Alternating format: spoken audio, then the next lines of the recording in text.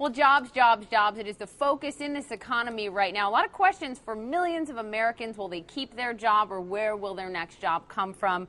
Jeff Joerres joins us now to talk about it. He's the CEO of Manpower. Thanks for being here, Jeff. Great to be here. Manpower, you're based out of Wisconsin, but you are a global company in terms of employment, working with companies to bring on workers. I guess the first question would be, we know what the government's data is showing us about jobs, but what about your own numbers? What about what employers are telling you? Right. Well, we are the indicator coming out. Sure. So as companies are uncertain, they're not quite sure what to do, we're used first. And our numbers, we reported just a few weeks ago, our earnings numbers were very strong, particularly in the U.S. This is the first time in probably 2 quarters now that the U.S. was stronger than Europe.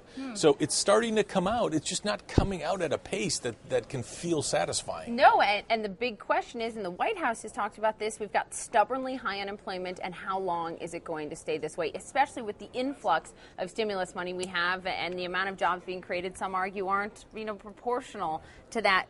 Looking at Europe, you said U.S. numbers stronger in hiring than Europe. Look what's happening in Europe now, the Greek debt crisis, Portugal, Spain's debt being downgraded. That's a huge concern for employers there, right? Right, and it is, and it should be a huge concern for the U.S. also, because the U.S. needs consumers, whether it be the consumers in the U.S. or consumers in our other parts of the world. Absolutely. Without that, you don't get the products and services being driven. And right now what you're seeing is unemployment is stubbornly high because the demand is just not there. Couple that with companies that have gone through so much pain, so much downsizing, complete reluctance to get out ahead of the curve of demand. So what's happening is productivity, as you can see, is going through the roof. And the reason is they're just doing more with less every single day. And they can. If companies have been able to find a sustainable way to do more with less, why would they change?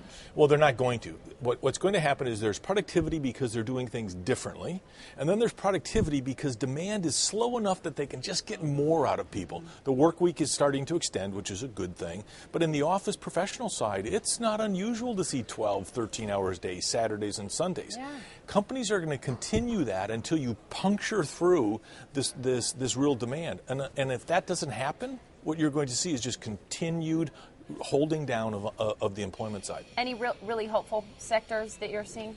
Well, I mean, manufacturing is starting to move, there's no doubt. And that's primarily because of what you're seeing is it's not consumer-led at this point, it's more CapEx-led. So as capital expenditures are happening, you're seeing some of that product flow through, employment pick up, but it's still slim pickings. What about healthcare, government jobs, et cetera? Throughout the recession, if we had any job growth in the monthly reports, it was in those sectors. Education, healthcare, government jobs. Are they still leading as well? Well, you're going to see healthcare continue to lead. I think you're going to start to see education, though, start to plateau a little. Right. I mean, there was a report this week that talked about 80% of school districts cutting their budgets and cutting staff next year. They're closing schools, merging larger classrooms. They're doing what the private sector is doing, but in a very different way. Yeah. So you're going to start to see that teacher count go down. The hard thing is, when you have business and economics weighing on and harming education. And education is the issue we're going to have 8, 10, 12 years from now when we need a more educated workforce. Absolutely. Jeff, thanks for keeping an eye on it. Nice to be here. Nice to have you.